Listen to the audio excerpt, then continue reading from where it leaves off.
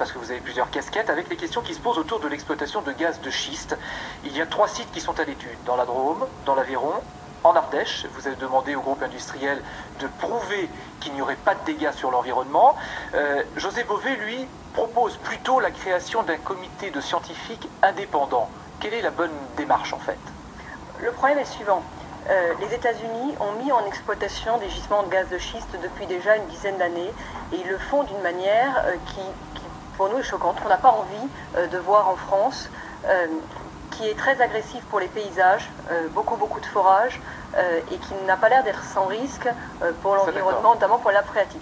Et en France, bon, 3 permis d'exploration, et non pas d'exploitation, d'exploration ont été donnés. Moi, ce que j'ai proposé, c'est que, compte tenu de la façon dont ça s'est passé aux États-Unis, avant même de faire les travaux d'exploration, on puisse mener une mission et notamment poser la question aux industriels. Cette mission, elle doit être confiée à qui? Cette mission, elle est confiée aux conseils généraux de l'industrie et du développement durable. Donc à des ingénieurs généraux qui vont faire une mission, c'est une mission technique. Mais pourquoi pas à des experts indépendants? Mais ce sont des experts. Non, d'autres, des scientifiques par exemple. Toutes les missions sont les bienvenues. Je crois qu'à l'Assemblée nationale, il y a eu aussi 2 députés, un de droite et un de gauche, auxquels une mission a été confiée, et toutes les contributions sont les bienvenues. Moi, ce que je veux, ce que j'ai dit aux industriels, c'est, vous nous dites que l'exploitation est possible dans des conditions qui ne soient pas des conditions à l'américaine. Prouvez-le.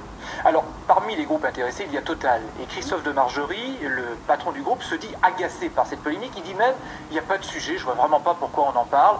Qu'est-ce que vous lui répondez? C'est vrai qu'aujourd'hui, il n'y a pas de permis d'exploitation en France. Vous donnez raison à Christophe de Margerie. Non, il n'y a que des permis d'exploration. Mais je crois que Christophe de Margerie doit bien considérer qu'il y a une grande inquiétude du fait de ce qui se passe aux États-Unis. Alors les industriels peuvent bien nous dire, non, en France ce ne serait pas pareil, et ça n'est que d'exploration, ça n'est pas d'exploitation. N'empêche qu'il y a, je le comprends bien, des personnes qui voient sur Internet, à la télévision, la façon dont ça s'est passé aux États-Unis. Il y a un reportage qui est nominé aux Oscars, qui met en scène des images très brutales sur ce qui s'est passé aux États-Unis. On ne peut pas poursuivre un mouvement, même s'il est seulement engagé au niveau de l'exploration, sans avoir levé certains doutes. À quoi ça sert d'explorer si ce serait pour avoir le même type d'exploitation qu'aux États-Unis que nous ne voulons pas et que nous n'autoriserons pas? Voilà ce que je dis à Christophe de Margerie.